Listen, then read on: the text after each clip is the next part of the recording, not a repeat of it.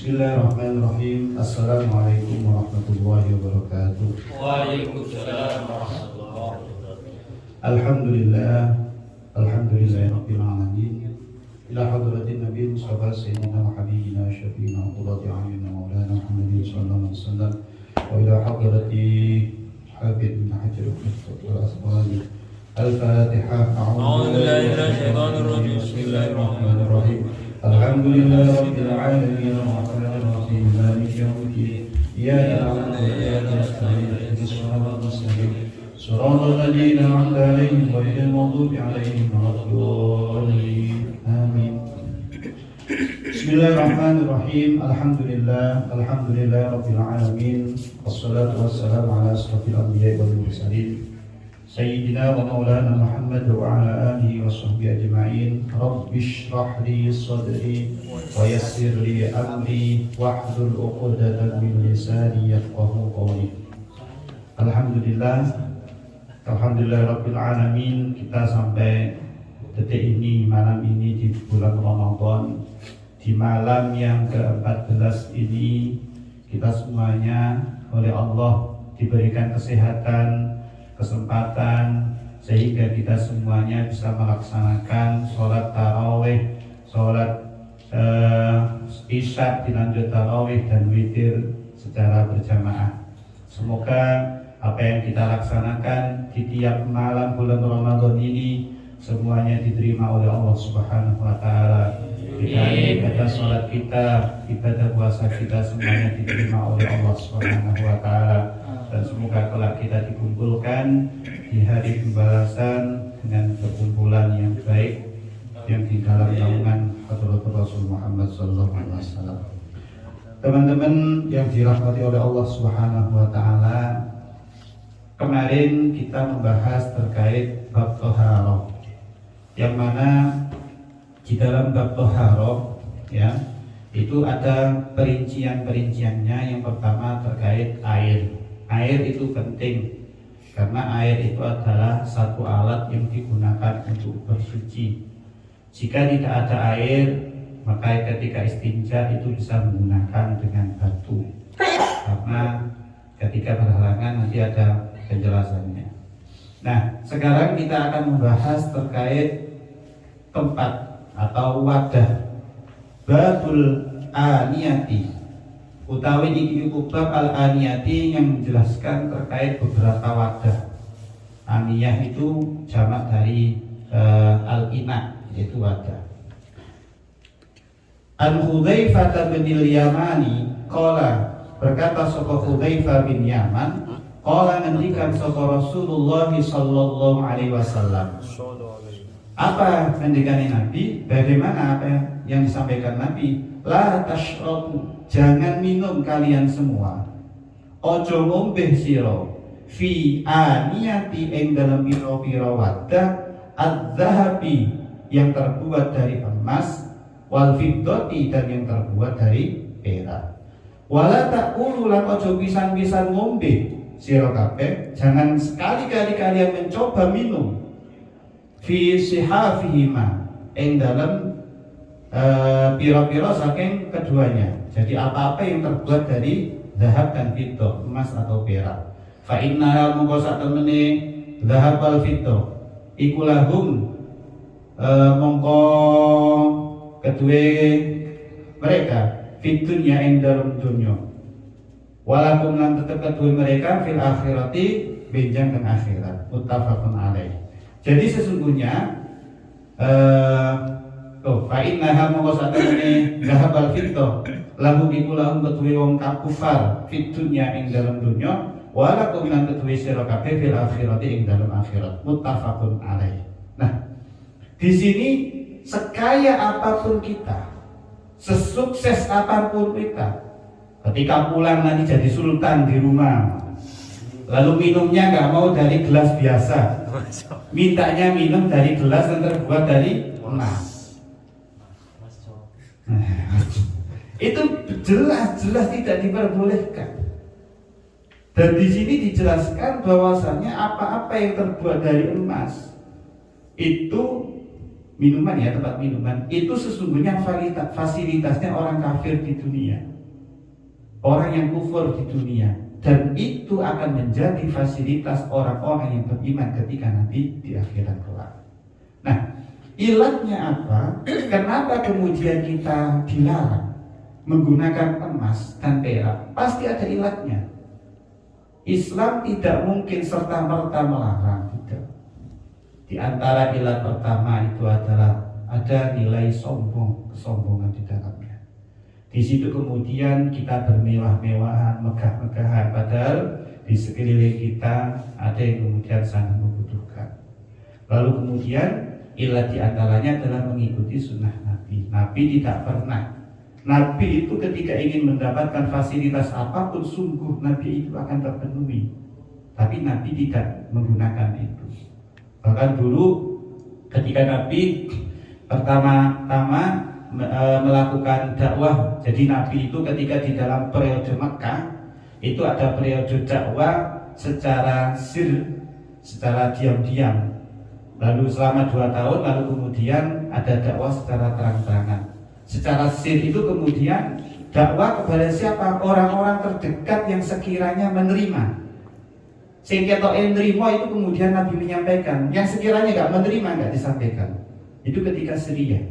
Maka Abu Bakarlah yang pertama, Sayyidina Ali, Sayyidah Khadijah. Sehingga sekiranya menerima, maka beliau-beliau masuk dalam tataran as-sabiqunal awwalun.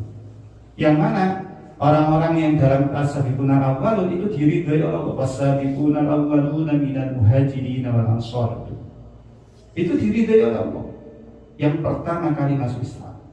Setelah 2 tahun kemudian turun ayat fasda' bima tu'mar wa a'rid 'anil musyrikin. Nabi diperintahkan untuk menyampaikan kepada orang-orang musyrik, orang-orang kafir yang kemudian mendapatkan pertentangan dari keluarganya sendiri, ya, yaitu orang-orang kafir dari suku apa? Suku Quraisy. Karena Nabi itu terlahir dari suku Quraisy. Suku Quraisy itu suku ternama. Jadi suku yang lain belum berani melawan Nabi, menentang Nabi nggak berani. Yang pertama kali menentang adalah dari suku Quraisy. Karena suku Quraisy itu suku terhormat, suku yang biasa nggak berani dengan suku yang terhormat. Maka yang getol melawan pertama kali adalah dari suku Quraisy. Abu Lahab, Abu Jahal. Sampai kemudian Nabi pertama kali itu mengundang mereka itu ke satu bukit, lalu kemudian menyampaikan, lalu kemudian ditertawakan oleh Abu Lahab. Di situ kemudian turun surat Al-Lahab. Ara'aital tabat yada Abi Lahab wa tab. Nabi itu seumur-umur jarang baca surat itu. Jarang baca surat itu. Dibaca ketika khataman saja, karena itu sudah menjadi urutannya. Kenapa? Nabi itu nggak enak hati lihat pamannya kemudian dinas masuk neraka. Itu Kanjeng Nabi. Padahal selama hidup itu selalu menghalangi dakwahnya Nabi. Giliran baca surat Al-Lahab itu Nabi itu terkadang mulai bengok pamane kena nas seperti itu. Nah itu Kanjeng Nabi. Ya. Tapi bagaimanapun juga Allah yang memiliki otoritas untuk memberikan hidayah.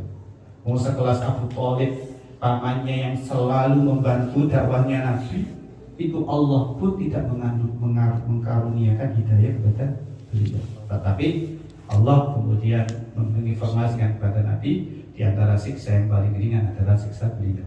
Nah, teman-teman yang dirahmati oleh Allah Subhanahu wa Ta'ala, itu perintahnya Allah Subhanahu wa Ta'ala. Nabi ketika itu lalu kemudian ditawari oleh orang-orang kafir, ya Muhammad, sekiranya engkau mau berhenti berdakwah, menyampaikan Islam kepada orang-orang kafir, kami akan memberikan fasilitas apapun kepada kamu. Perempuan kami kasih, jabatan kami kasih, semuanya kami kasih. Tetapi itu tidak dipilih oleh Rasul. Nah, ini di sini kemudian Rasul tidak memanfaatkan itu. Maka ketika kita berada di kesuksesan kita, di puncak kesuksesan kita, maka kita ingat bahwasanya ada aturan-aturan yang diberlakukan. Bahkan memakai sesuatu yang terbuat dari emas pun itu dilarang bagi laki-laki, tetapi diperbolehkan bagi perempuan. Kenapa? Karena struktur hormonnya itu berbeda. Secara syariat dilarang Islam. Islam melarang memakai emas bagi laki-laki. Tetapi kenapa yang perempuan itu boleh? Karena ada struktur hormon yang berbeda. Di situ perempuan akan dikeluarkan melalui apa itu haidnya, kotoran-kotoran melalui haidnya, darahnya. Tapi laki-laki tidak. Maka di situ nilainya sangat bahaya bagi seorang laki-laki yang menggunakan perhiasan emas. Ada di kampung itu terkadang anaknya dikasih kalung emas, ya kan? Itu kalau tahu itu sama dengan dikasih bara api di dalam kalungnya itu. Gak boleh. Nah iya.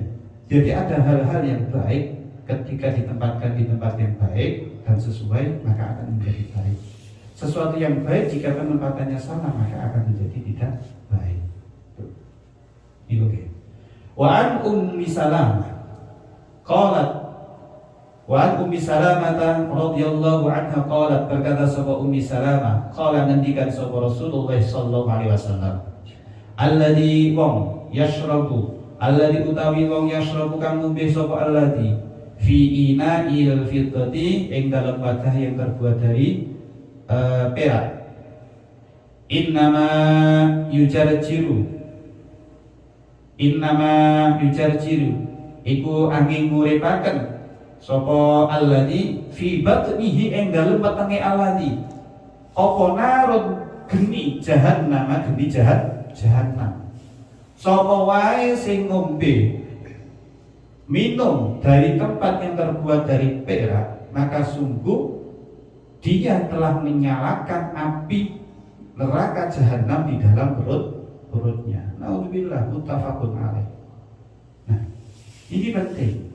Wa Ibnu Abbas, dan diriwayatkan oleh Ibnu Abbas radhiyallahu anhu, qala, berkata sahabat Ibnu Abbas, qala ngendikan sahabat Rasulullah sallallahu alaihi wasallam, idza dubighal ihabu, idza dubigha nalikane den sama, al ihabu apa al hibabu lulang, jadi kulit binatang di sana. Faqad tahura, maka teman-teman suci apa ihab lulang tadi atau kulit binatang tadi. Akhrajahu Muslim wa indal arba'ah ayyuma ihabin dubigha. Wa an Salamata ibni Muhabbib qala, berkata sapa Salamah ibni Muhabbib, qala ngendikan sapa Rasulullah sallallahu alaihi wasallam, dhibahu juludil maitati, ya, dhibahu juludil maitati, dhibahu perabot, ya, dhibahu nyamak apa juludil maitati, kulite bangkai, iku tahuruha, iku zuhuruha, nyucikake sapa julud, nyucikake apa julud. Jadi ketika ada binatang yang kemudian telah meninggal, asalkan binatang itu kemudian hewannya adalah halal, maka kemudian kulitnya bisa disamak, dan ketika telah disamak maka kemudian menjadi suci. Nah, Imam Syafi'i mengatakan kulit anjing dan babi meskipun disamak itu tetap tidak bisa suci, karena berdasarkan nas bahwasanya anjing dan babi itu najis. Kemarin kami sampaikan yang berpendapat bahwasanya anjing itu tidak najis itu siapa? Imam Malik. Maka negara yang kemudian mayoritas masyarakatnya mengikuti pendapat Imam Malik, maka di sana biasa memelihara anjing, itu biasa. Jadi jangan heran ketika berangkat ke Palestina, lalu kemudian ada ulama yang kemudian mencium anjing ketika dia mengikuti mazhab Malik, maka sah-sah saja, karena menurut ulama mereka, pendapat mereka, anjing itu tidak najis. Nah, berbeda kemudian Hanafi, ya, dan Maliki, kulitnya babi itu tidak bisa yang Hanafian, kulitnya babi itu tidak bisa disamak, karena babi itu tidak punya kulit. Jadi babi itu menurut Imam Hanafi kulitnya itu menyatu dengan daging. Ada yang pernah kuliti? Nah, karena tidak ada kulitnya jadi nggak bisa dikuliti. Biasanya langsung dibersihkan luarnya itu saja. Di Malang itu ada satu tempat yang melihara babi itu ada. Nah, jadi tidak bisa disama karena itu gabung dengan dagingnya. Nah, teman-teman semuanya, di sini ketika kita melihat bagaimana pendapat para ulama, kita itu ketika mengikuti pendapat ulama tidak perlu kemudian menjatuhkan pendapat yang lain. Ketika kita memilih pendapatnya Imam Syafi'i, bahwasanya Imam Syafi'i itu adalah mengatakan anjing itu najis, tidak perlu kemudian kita mengkritik dalam artian ketika ada pendapat lain yang mengatakan bahwasanya anjing itu suci. Tentu di dalam argumentasi, di dalam istinbatul hukum, penggalian hukum, ada dimensi-dimensi yang kemudian dijadikan argumentasi oleh ulama mazhab. Buktinya apa? Sesungguhnya ulama mazhab, Imam Malik, Imam Imam Syafi'i itu adalah sezaman. Jadi itu menjumpai antara Imam Malik dengan Imam Syafi'i itu. Di situ kemudian ketika terjadi pertentangan antara satu dengan yang lainnya, tidak seperti ulama-ulama yang kemudian berada di garis keras, kemudian ketika sekali berbeda maka semuanya dianggap berbeda. Ada hal-hal yang kemudian ada kesamaan hukum dari keduanya. Nah itu ya. Jadi kita jangan kemudian kita mengikuti satu lalu kemudian menjelekkan yang lain. Tidak. Itu adalah khilaf. Itu adalah perbedaan ulama. Selama perbedaan itu tidak keluar dari jalurnya, jalur dalam istinbatul hukum, dalam menggunakan dalil-dalil, maka itu diperbolehkan. Ya, sebagaimana yang pernah disampaikan oleh Imam Syafi'i, beliau itu setelah mengeluarkan qaul, menyampaikan pendapatnya, beliau selalu mengatakan madhabun as-sahih yahtamilul khata' wa madhabu al-khata' yahtamilus sahih. Pendapat saya benar, tetapi memungkinkan ada kesalahan. Pendapat kamu di mata saya tidak benar, tetapi memungkinkan di dalam ketidakbenaran itu ada di dalam ketidakbenaran itu ada kebenaran. Jadi saya benar menurut saya, tetapi memungkinkan mengandung kesalahan. Kamu menurut saya salah, tetapi memungkinkan terdapat kebenaran di dalamnya. Dari situ kita akan mampu menghargai satu pendapat dengan pendapat yang lainnya. Tidak lalu kemudian saling menjatuhkan. Karena Nabi sendiri telah menyampaikan ikhtilafu ummati rahmatun. Sungguh perbedaan yang ada di umatku itu adalah rahmat. Nah, Nabi dulu itu ketika melihat perbedaan-perbedaan seperti itu, oh kamu benar. Seperti kemarin, ketika ada seseorang yang kemudian melakukan ada satu cerita, seseorang itu kemudian melakukan tayamum. Jadi pada waktu sahabat Nabi itu ada dua orang bepergian. Kemudian dia itu batal di waktu zuhur jam 1. Satunya kemudian tayamum, satunya kemudian juga tayamum karena tidak ada air. Setelah tayamum, sholat, lalu kemudian dia melanjutkan perjalanan. Waktunya masih ada, ternyata menjumpai air. Apa yang harus dilakukan? Satunya wudhu, kemudian sholat karena masih ada waktunya. Satunya tidak perlu wudhu karena tadi sudah melaksanakan sholat. Akhirnya berdebat, bertemulah keduanya dengan Nabi. Apa kata Nabi? Nabi mengomentari yang sholat tadi. Ya, pertama yang dikomentari bukan yang sholat, yang tidak sholat. Jadi yang tidak wudhu lalu sholat tadi. Kata Nabi, kamu telah menjalankan sunnahku. Lalu kemudian ketika menyampaikan kepada yang sholat lagi, kamu mendapatkan dua pahala. Tidak lalu kemudian satunya disalahkan oleh Nabi. Nabi selalu seperti itu kepada sahabatnya. Nah itu.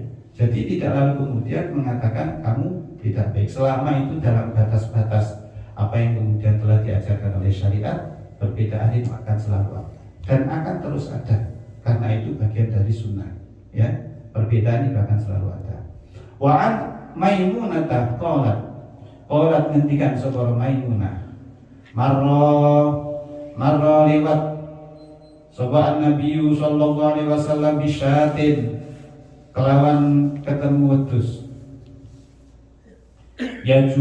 yajurunaha yajurunaha kang padha narik ya, kang padha narik ha ing kaum ya. Faqala mongko ngendikan sapa nabi, lau akhadtum ihabaha, lau akhadtum lamun mundut sapa sira, jika mengambil kamu ihabaha ing lulangi wedhus. Faqalu mongko padha takon, mongko padha jawab sapa kaum, innaha satemene kaum satemene wedhus iku maitatun kang mati. Faqala mongko ngendikan sapa nabi, yutahhiruha suciake ha ing wedhus alma'u apa alma'u banyu wa qartu lan godhong salam, wa qartu lan godhong salam. Jadi di situ Nabi memerintahkan lulangnya itu kemudian diambil, lalu kemudian diberi dicuci dengan air, lalu kemudian diberi godhong salam. Ya, di situ kemudian di antara cara menyamaknya lalu kemudian ditutup. Akhrajahu Abu Dawud wa Nasa'i.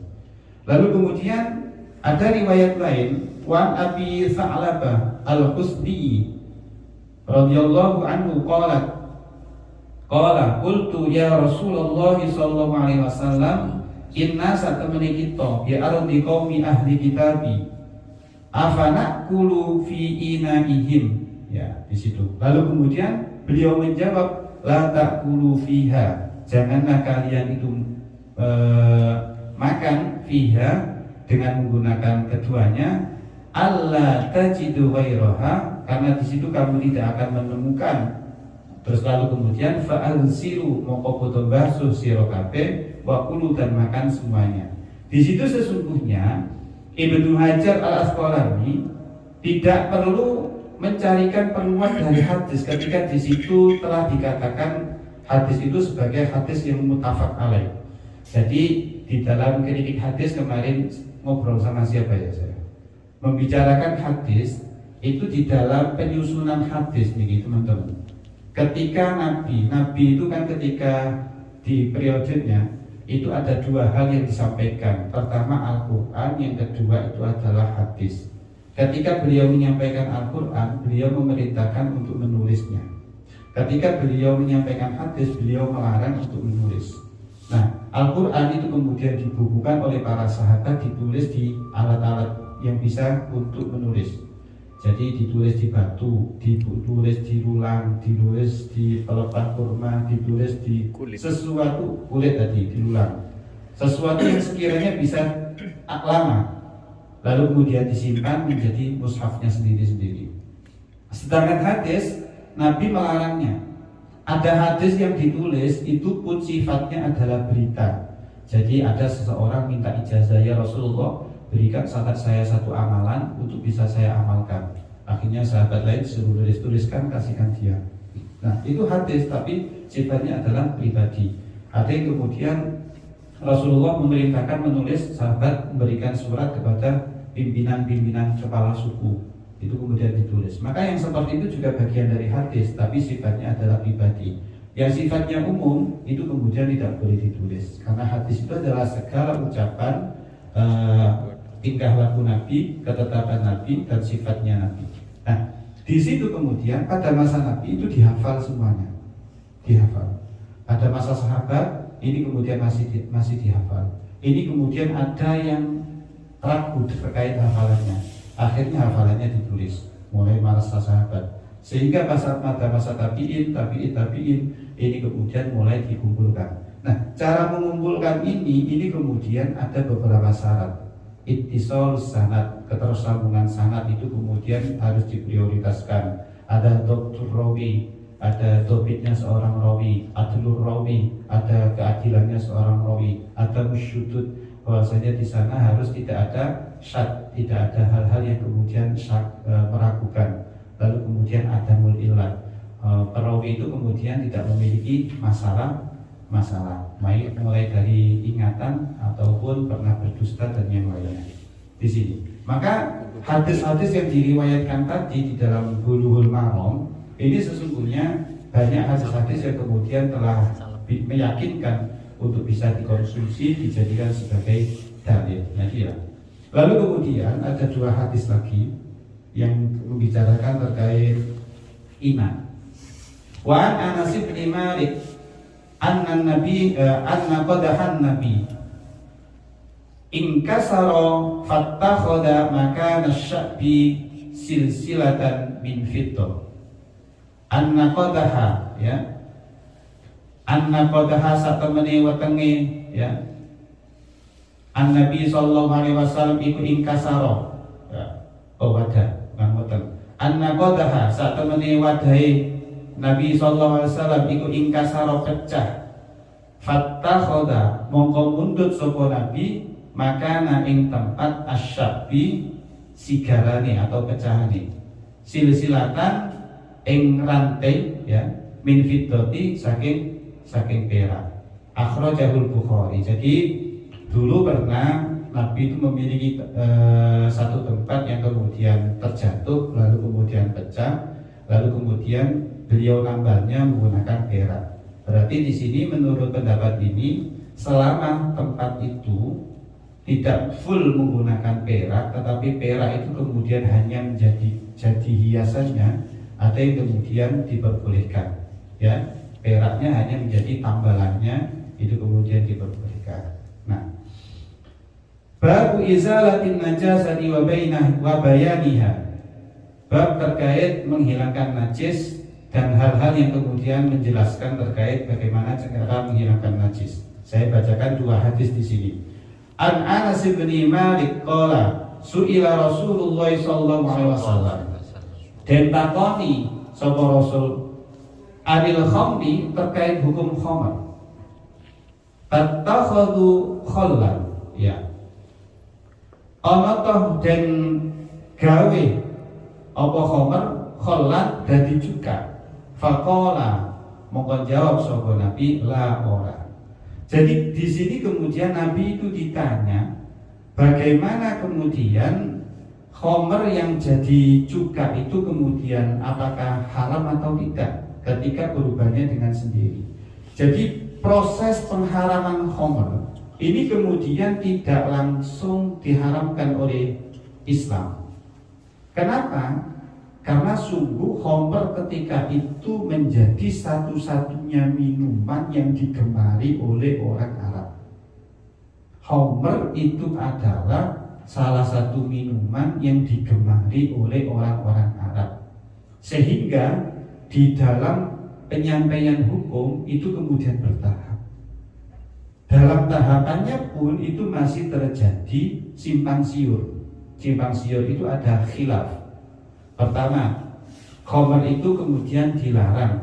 Dilarang itu dikatakan bahwasanya khamr itu adalah minuman yang tidak baik, ya, belum diharamkan.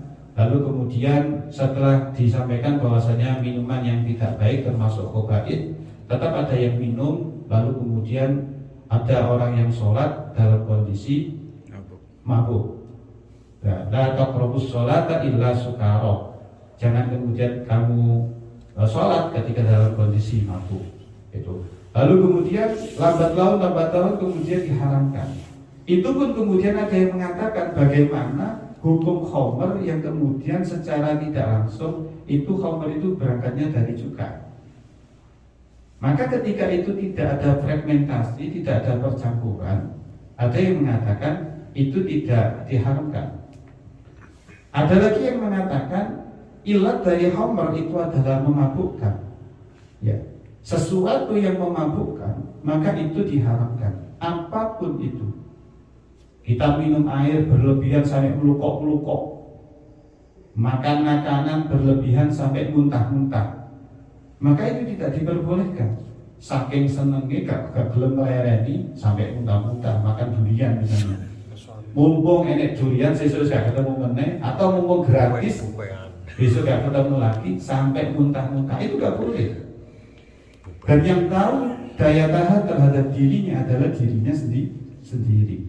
Boleh makan banyak itu boleh, tetapi banyak yang berlebihan sampai kemudian memunculkan kemadharatan itu yang tidak diperbolehkan. Bahkan nanti bisa hukumnya itu masuk ke dalam hukum haram. Itu. Jadi ilatnya ini yang perlu digali. Jadi berlebihan lalu kemudian sampai memabukkan, mendem gara-gara makan durian. Nah itu ada yang seperti itu, ada. Jadi bukan tidak ada. Nah itu ya. Jadi Homer tadi. Lalu kemudian satu lagi wa'anhu, dan dari Anas qala berkata sapa Anas, lamma kana yaqumu Khaybar, lama nalikani kana tinemu yaqumu yaumul Khaybar, ana ing dinane perang Khaybar, amaro mongko merintah sapa Rasulullah sallallahu alaihi wasallam Abu Talha ing Abu Talha, fanada mongko nuli undang-undang sapa Abu Talha, innallaha satuna Allah taala wa rasuluhu, dan utusane Allah iku yanhayanikum nyegah ing sira annuhu bil humuri saking mangan daging himar al ahliyati kang bangsa peliharaan. Jadi himar yang dipelihara itu diharamkan untuk dimakan. Fa inna mongko satemene himar iku rijsun jember, jadi barang yang gilani, muttafaqun alaih. Kenapa himar ketika itu kemudian dilarang? Jadi pelarangan Nabi ini harus dilihat dulu. Ketika itu himar itu menjadi alat transportasi. Ya. Ketika boleh dimakan, maka alat transportasi itu akan punah karena dulu belum ada mobil. Ya. Lalu kemudian kenapa Nabi mencegah? Karena menimbulkan madarat. Ini kalau tidak dicegah terlebih dahulu, maka orang-orang akan menyembelih sehingga seenaknya saja itu akan kemudian menghilangkan binatang itu sendiri. Nah, Islam itu hingga sampai seperti itu. Cara model pelarangan. Kita ingat bagaimana wali yang ada di Jawa, di Kudus, wali Sunan apa itu? Sunan Kudus. Itu melarang masyarakat itu menyembelih sapi. Ya, menyembelih sapi. Hingga sekarang kemudian itu dijaga.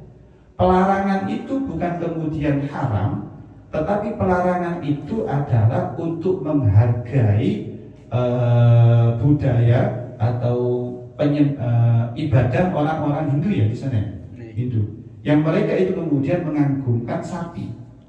Nah itu, ketika kita mampu menjaga itu, maka dia di tempat lain akan menjaga kita. Sebagaimana misi di dalam moderasi beragama itu. Ketika kita mampu menghargai orang-orang non-muslim di negara kita, maka di negara lain yang kemudian kita menjadi minoritas, maka kita akan dihargai. Jadi saling menjaga antara satu dengan yang lainnya. Di situ kemudian Rasul itu menghargai itu. Pelarangan itu bukan kemudian semata-mata. Lalu himar itu jika kemudian sudah banyak itu bagaimana? Maka melihat dari ilat itu tadi, maka himar yang kemudian telah keluar dari ilatnya, maka itu bisa kemudian dikonsumsi. Nah ini ya. Jadi sesungguhnya ada pelarangan-pelarangan Nabi itu karena berdasarkan kebutuhan yang ada di sana, lalu kemudian Nabi melarang. Tetapi jika kemudian di satu wilayah itu kemudian kebutuhan itu sudah tergantikan dengan yang lainnya, maka hal tersebut itu pelarangan itu kemudian bisa dihindarkan. Lalu kemudian wa an Amr bin Kharijah radhiyallahu anhu qala, ketika sahabat Nabi akhir khatabana dawis ing kita sapa Rasulullah sallallahu alaihi wasallam bimina ing dalam tanah Mina, wa huwa halim tawi Nabi ala rahilati ing atase tumpangane Kanjeng Nabi, walu'abuha lan tetesan air matane tumpangane Kanjeng Nabi, yasiru iku mili ala katifi ing atase wilangane ingsun, akhrajahu Muslim. Nah, di sini teman-teman semuanya ketika membicarakan apa itu binatang yang kemudian di dalam binatang itu ada air liur, ada kemudian hal-hal yang keluar dari jalan yang lain. Sebagian ulama mengatakan ya, sebagaimana yang dicontohkan oleh Nabi ketika membahas terkait air mani ya, air mani, apakah kemudian yang keluar dari binatang itu semuanya itu najis? Maka Nabi pernah menghentikan ketika membicarakan terkait air mani. Oh, bukan Mina ya tadi. Ya di Mina, di tanah Mina. Ketika membicarakan air mani, ada yang mengatakan bahwasanya sebagian ulama itu mengatakan mani itu najis. Buktinya apa? Ada sebuah riwayat yang mengatakan bahwasanya pakaian Nabi itu yang terkena mani itu kemudian ketika mau dipakai itu kemudian digerek terlebih dahulu, lalu kemudian ainiyahnya hilang, bekasnya biasanya kan agak kaku itu kemudian dihilangkan, baru kemudian dibasuh, baru kemudian dipakai. Itu tandanya mani itu kemudian dikatakan najis oleh sebagian ulama. Berbeda, Imam Syafi'i mengatakan mani itu tidak najis, karena ada juga hadis yang ketika Rasul ditanya, Rasul menyamakan mani itu dengan air liur, ya, air liur dan dahak manusia. Dahak manusia itu tidak najis, air liur itu juga tidak najis jika dalam kondisi keluarnya dalam kondisi normal, tidak tidak tidur dalam kondisi terbuka secara keseluruhan. Air liur itu kemudian tidak najis. Nah, di situ. Maka di sini tadi ada air liur binatang yang kemudian mengenai sesuatunya Nabi. Di situ kemudian tidak perlu dicuci, ya, tidak perlu dicuci. Sebagaimana kemudian pendapat terkait mani tadi indah Syafi'i. Dicuci bukan karena najis. Di situ sesungguhnya dicucinya itu menurut Imam Syafi'i agar terlihat tidak kotor, ya. Jadi dicucinya itu bukan karena najis, tetapi dicucinya itu adalah karena supaya terlihat tidak kotor. Nah, masalahnya air mani itu kemudian adakah kemudian tidak ada percampuran dengan hal-hal yang najis yang lainnya? Ketika membicarakan air mani saja itu kemudian bisa dikatakan tidak najis. Tetapi jika hubungan suami istri memastikan ada tercampur dengan yang lainnya. Nah, ketika itu dari hanya mimpi, ketika dulu masih remaja kan sering mimpi ya. Ada yang mimpinya terpaksa, ada yang tidak. Ada yang mimpi tembus gitu. Jadi mimpi tembus jadi pakai daun itu sehingga niat mimpi supaya mimpi. Nah, ketika mimpi keluar air mani, maka itu memungkinkan bisa dikatakan tidak najis. Tapi kalau terkena habis hubungan suami istri, maka memungkinkan ada percampuran antara mani dengan yang lainnya. Maka itu untuk menghilangkan waswas maka perlu dicuci. Kalau maninya saja tidak najis. Nah itu. Maka di sini Imam Syafi'i mengatakan bahwasanya air mani itu tidak najis. Bagaimanapun banyaknya, sedikit ataupun banyak, air mani tetap bukan najis. Tetap di situ hanya perlu kemudian kalau mau digerek silakan, mau dibiarkan gitu juga silakan, karena di situ dikatakan tidak najis. Rasulullah mencuci itu bukan Sayyidah Aisyah itu mencuci, mengereknya itu bukan karena najis, supaya terlihat tidak ada bekas-bekasnya dari air mani itu saja. Nah ini mungkin. Jadi penting sekali kita tahu hukum, karena tidak semua kemudian apa yang menempel di baju kita yang terlihat itu adalah kotor. Kotor itu belum tentu najis. Kalau najis itu sudah pasti kotor. Ya, ada yang bersih tapi najis itu ada. Ya, kalau kotor belum tentu najis. Kalau najis sudah pasti kotor. Makanya yang kita hindari adalah yang barang najis, terutama barang-barang yang dilarang untuk digunakan seperti dari emas, yang terbuat dari emas ataupun perak. Tetapi tadi ada yang berpendapat bagaimana ketika emas itu kemudian hanya dijadikan sebagai hiasannya, karena Nabi pernah menambahnya itu dengan menggunakan perak. Ada yang mengatakan boleh, ada yang mengatakan tidak boleh. Sebagaimana penggunaan kain sutra, ketika sutra itu adalah full, ada yang mengatakan tidak boleh seperti BHS. Tapi jika itu adalah hanya sebagai campuran, maka diperbolehkan. Sutra boleh dipakai bagi yang membutuhkan. Mungkin ada orang yang sakit kulit, ketika menggunakan kain biasa akan mudah tergesek. Maka menggunakan sutra itu diperbolehkan karena untuk melindungi dirinya sehingga tidak memunculkan kemadaratan yang lain. Jadi Islam itu indah sekali. Selalu ada solusi. Jika kita tidak mampu, selalu ada solusi. Jadi ini yang bisa kami sampaikan terkait bagaimana ketika kita melihat barang-barang yang kita gunakan, perlu kita perhatikan ketika kita memberikan fasilitas kepada anak kita, ketika laki-laki laki-laki ya jangan diberikan kalung, ketika perempuan baru diberikan kalung ataupun yang lainnya, karena sesungguhnya anak kita belum tahu apa-apa, dan jika kita yang memberikan maka dosanya itu akan disampaikan kepada orang tuanya. Berbeda ketika anak itu sudah mencapai akil balik, ya. Dan ingat, laki-laki itu menanggung 4 perempuan, sedangkan perempuan ditanggung 4 laki-laki. Laki-laki itu menanggung siapa saja, menanggung anak-anaknya, anak putrinya, menanggung istrinya, menanggung ibunya, menanggung saudara perempuannya. Itu kayak 4 ya, istrinya 4, berarti ditambah 4 lagi. Jadi tanggungannya malah akeh, iya, tanggungan. Dari siji belum apa. Jadi kalau sudah itu tanggungannya 4, ibunya. Jadi nanti akan ditanya bagaimana ibumu, bagaimana istrimu, bagaimana anakmu, bagaimana saudara perempuanmu. Kita menanggung 4 orang itu. Sedangkan perempuan ditanggung 4 laki-laki.